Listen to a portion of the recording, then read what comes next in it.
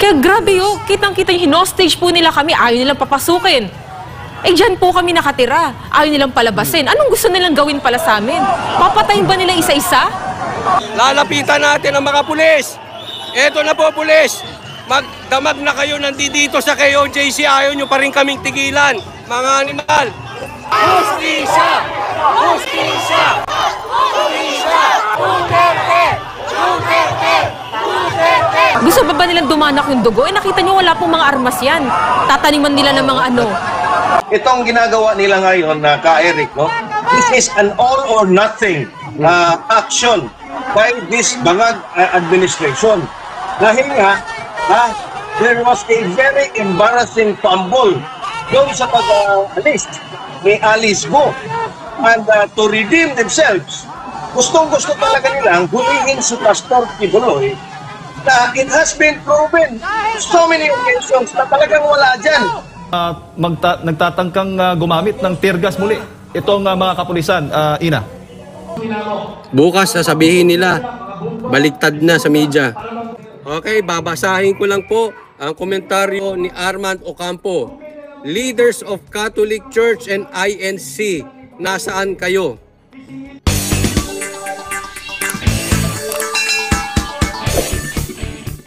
Sabi nito si General Torre at saka ito si General Mabil na andyan daw si Kibuloy, positive daw sila. Lumipas na lang ang 3 araw pa sa paghalughog nila, hanggang ngayon hindi nila mahagilap itong si Kibuloy. Bakit? Kasi wala namang kasi dyan, di ba? So makita-kita natin talaga na palpak ang intelligence ng kapulisan. Ngayon, ang mahirap kasi nasasaktan na ang mga tao sa Davao. Kaya lumabas na po ang mga tao. Lumabas na ang mga residente ng taga Davao. Kasi naman, in-occupy ang KOJC na itong mga makakapal na mukha nitong mga pulis na to. At hindi nila pinapasok yung mga taga-loob, yung nakatira dyan sa KOJC. Kaya ito nagkagulo mga guys. No? Makikita ninyo, mula gabi hanggang umaga ang kaguluhan dyan sa Davao. Oo, sino ba sisihin ngayon dyan? Mr. President, ikaw na presidente kang tahimik kang lang hinayupak na presidente. Tahimik ka, di ba? Sa mga pangyayaring ganito, na marami nang nasasaktan, may namamatay na, dapat mag-interfere na kayo, di ba? Nasaan na kayo mga hinayupak kayong mga gobyerno kayo? Kahit man lang mga senador, buti nga lang si Senator Batulan talaga ang nagparamdam dyan. Pero tingnan nyo mga guys, itong gobyernong ito, ang dami nang namamatay, may nasasaktan na. Hanggang ngayon, almost 24 hours yung kaguluhan dyan sa KOJC kung makikita ninyo. Pero walang imik ito presidente natin. Ito ba, deserve ba natin itong ganitong gobyerno? Hindi po tayo dumidepensa kay Pastor Kibuloy. Problema nyo pa ni Kibuloy po yan. Ang problema po namin, yung karahasan na ginagamit nyo sa Davao, ito mga tao na ngayon, ang nagbabayad dito sa kabulastugan ninyo. Di ba? Napakasakit mga kababayan. Klarong-klaro, itong bangag na administrasyon, dahil lang sa mga command, wala silang pake kung masaktan ang mga tao, lalo na sa Davao. Kasi alam naman nila na Davao, Duterte talaga yan. So yan siguro ang pakay nila.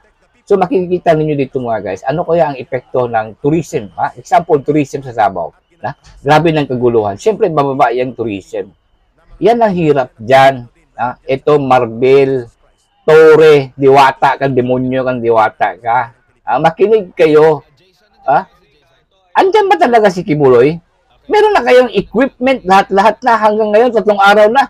Wala pa rin kayong mahagilap. So, ibig sabihin, wala dyan, mga gunggong, mga hinayupak na mga diwata ito. Oo, kawawa yung mga taga Davao. Halos walang kain na nga yung mga yan, hindi pa makapasok sa bahay nila. Bahay nila yan eh. Isipin nyo mga tao nyo. Bahay nyo, hindi kayo papasukin na wala kayong kasalanan. Anong gagawin nyo? Di ba? Sasabihin ba nila, batas is batas? My goodness, batas is batas, parang kang Kibuloy lang yan sinasabi ninyo. Pero binaliwala niyo ang mga namamatay, ang nasasaktan, ang tinitirgas ninyo. Kawawa po ang mga tao, mga kababayan. Kaya po ako nagsasalita dito dahil po sa pang-aabuso, hindi po dahil kay Kibuloy, dahil sa po pang-aabuso ng mga pulis na ito. Dahil lang sa pagsunod sa mga politikong sobra ang galit kay Duterte. Sobra ang inis, sobra ang inggit, itong mga attack dog, itong mga tambaluslos, ito lahat sila. Kinokontra nila si Duterte. At ang taong bayan na lang ngayon mga guys, ang nakikipaglaban para sa mga Duterte. No? Time will come. Time will come kayo, mga hinayupak ko. Alright, welcome back to my channel mga guys. And today, tunghayan natin itong pangyayari po sa Davao City hanggang ngayon po. Magulo pa rin. Alright. Ng pag-escort, no? Ito ba yung puti na nandun sa area, no? Brother Admar, can we have Jason kung nandyan pa para ma-update ang kababayan natin? Pero tuloy-tuloy po ang paglusob ng taong bayan dito sa mga illegal na pananakop at pag-ookupa ng pulis sa Kingdom of Jesus Christ, no? Dapat ito na ang bunga ng katarantaduhan ni Abalos, ni Marbil at ni Torre sa utos ni Marcos. Ito na, dumadagsa ng taong bayan. Hindi na po ito mapipigilan. Ang buong Mindanao po ay magkakaroon ng pagyanig ng katarungan at hustisya laban sa kanilang nakikitang abuso na ginagawa ni Mr. Marcos. Lumabas na po ang lahat ng taga Davao, gabi nang walang tulugan na po ito.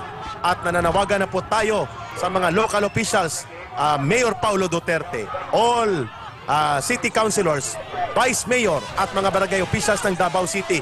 Let us protect Davao. Let us protect the people of Davao. Let us protect our kababayan, lalo na po ang dinadahas, sinasaktan at ginagahasa ng Philippine National Police na kababayan ninyo na mga civilian at Pilipino din na nandyan sa Kingdom of Jesus Christ. Sulong Duterte, dito na. Oo, nandyan na. Mayor Basit Duterte, nandyan na. Support ng pagkain. Oo, andyan na. Nagpadala si Congressman Pulong Duterte. Ayun na, Senator Bato de la Rosa. Let's go now to Davao. Tuloy-tuloy pa rin ang ginagawa nila sa labas. Patuloy ang pagdami, Ka-Eric, ng mga tao sa labas. Though marami ding mga kapatiran tayo dyan sa loob ng KOJC, hindi na nga pinapalabas, no? Pero nakikiisa din sila. Meron din tayong mga footage dahil tayo napapanood din sa loob ng Kingdom of Jesus Christ Compound, Ka-Eric, at nakikiisa din sila dyan sa mga ganap ngayon sa labas ng KOJC Compound, Ka-Eric. Yan, nakikita nyo yun, mga kinukuyog ng mga tao. Kasi pinaghahalaan, meron silang kano na espatandaan. Meron silang Amerikano, nakikita dyan. Kaya nila kinuyog. Kasi naman, ang Americans naman talaga daw, ang may pakana nito. Ang Amerikano, ang may gustong kukunin si Kibuloy. Isipin natin, dito sa Pilipinas, yung kaso na yan kay Amanda, binasura na yan. Binasura na yan, dinismiss na po yan ang kaso na yan. Binuhay ng Senado. Inimbestiga na isang investigasyon na parang nagpahayag lang itong si Amanda sa mga experience niya. Tapos ang hearing. Nagpalabas na agad ng subpina kay Kibuloy. Kinasunudan, yun na, arrest warrant na. Yun lang. Dahil sa isang witness na binasura na ng korte, pinakinggan na ng korte, dahil na itong mga politikong gusto talaga nila makuha si Kibuloy, pinahiring na isang beses. At pinagawa yung salaysay na medyo nakakaawa dahil sa sex. My goodness, binasura na nga yan eh. Ang dami na nga nagsasabi sinungaling yung babaeng yan. Dahil lang sa testimonyang ganyan, ito na ngayon ang bunga ng mga kabulustagon itong mga politiko nito. Diba? Makikita natin mga guys. Epal na epal. Alam na natin kung sino talaga mga epal dyan, no? Ng mga politiko. Sige lang, kasi hindi naman sa lahat ng panahon ay sa inyo. Makikita rin ninyo. Huwag natin itong bababa, itong bangag na presidente na hindi pa nila na binaliwala pa nila na mayroon pa tayong drug issue sa presidente. Mayroong video, mayroong testimony, direct testimony na itong si Lisa Marcos ay gumagamit mismo ng pulburon at saka yung mga anak niya. Yan ang totoong issue ng bayan. Bakit kayo nakatutok kay Kibuloy? Mga hinayupak kayong mga DILG. Ito pang si Abalos. Nakaharap ito sa Senado, putang ina. Akala natin matino na kinabukasan, nagyayabang pa. Na kinabukasan mawala na yung mask, may ganyan-ganyan. Kasi on the ground na siya. Asan yung mukha mo sa ground? Ang sarap mag-imbod ng mukha mo sa ground ng Abalos ka. Di ba? Nakakainis na itong mga pangyayari, mga guys. Dahil sa isang issue, no? Binaliwala nila. So ganito kagarapalan ang politika. Ganito kagarapalan itong mga trapong politiko. Gusto lang talaga nila babagsakin ang mga Duterte. Mga walang hiya. Nagpahayag na nga si BP Sara. Klarong-klaro yung pahayag ni BP Sara. Sinabi niya, patawarin niyo ako dahil hinikayat ko kayong iboboto itong si Marcos. Yan, hayag-hayagan na yan na talagang inaamin niya na nabudol talaga siya. Oh, di ba Marcos? Ano kaya pakiramdam mo nung narinig mo yung pahayag ni VP Sara? Sana lang bilaukan kang hinayupak ka. Di ba, mga tao? Yan mga guys. Kaya tayo nagsasalita dito. Medyo may emosyon tayo dahil siyempre naman, taga Mindanao, ginaganyan lang nila. Dahil sa mga ambisyon nitong mga walang hiyang mga politiko nito. Talagang trapong-trapong politiko. Oh. Kawawa ang pulis, kawawa ang mga tao, kawawa ang mga taga Davao, mga hinayupak. Alam namin na hindi rin makagalaw ito si Baste kasi sasabihin agad nila na obstruction of justice at meron na silang rason na isuspend itong mayor natin. Kaya hindi ko nakagalaw yan. Pero kung marami nang mamamatay talaga yan, talagang dadalhin ng mga tao ito sa Malacanang. Ha? Kaya Marcos, magdahan-dahan po kayo. Ha? Akala nyo, ganyo na kayo nakatigas kayo, binaliwala niyo ang power ng tao. Ha? Sige, patuloy kayo mga inahiyupak kayo. Alright, makikita natin dito guys, hanggang inumaga ng mga tao. Ha? Isipin nyo mula gabi, ha? Hanggang inumaga na, nakikipagbunuan pa rin dito. Gusto ang mga tao, papasok sila sa bahay nila. Itong mga inahiyupak na polis, talagang hinarangan. So, nagmimisto lang, parang may protesta na parang nasa Maynila yung mga ganyang mga rally na rally ng mga NPA, no? Ang dami ng batuta ng mga polis, so pinaghahampas-hampas na nila ang mga tao. So parang ganun ang rally. Hindi po yan ganyan. Ang mga tao, legit po yan na may-ari ng KOGC at uuwi, papasok sa bahay nila at hindi nyo pinapasok at pinutulan pa ninyo ng kuryente at tubig. Hustisya. Hustisya ang sinisigaw ng mga taga-KOGC. They're just defending themselves. Kayo kaya, paano kaya kayo magdepensa sa bahay ninyo? Di ba ganyan din? Siyempre, magagalit kayo, hindi kayo papasukin yung walang kasalanan yung bahay nyo. O buti sana kung andyan talaga yung hinahanap nyo. Wala 3 araw na kayo mga hinayupak kayo. Mga buang ng mga yawa. Kaya itong yawa talaga to si Torre. Nagpapakita ng gilas. Tama yung sinabi ni Digong. Itong mga pulis, sumasakay sa panahon.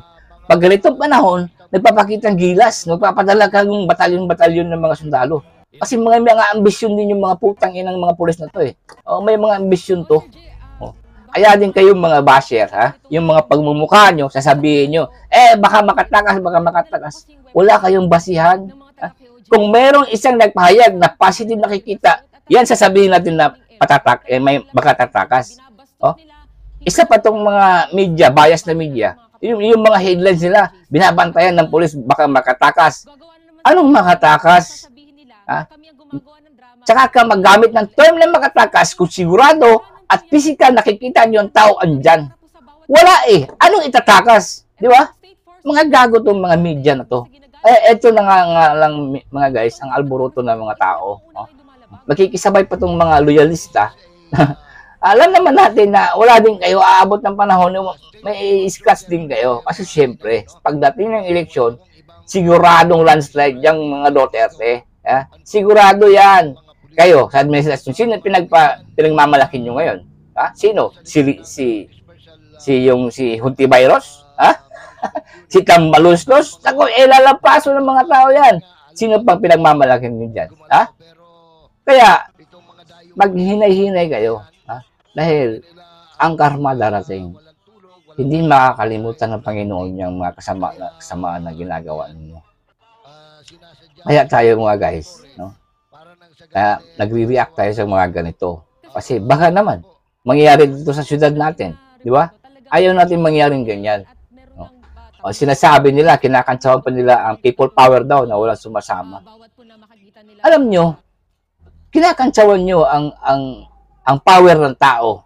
Kinakantsawan nyo lang ang power ng tao. Ang tao ang nagbigay ng pera, ng pagkain sa bulsa ng mga politiko, ng mga pulis na yan, ng mga tax natin.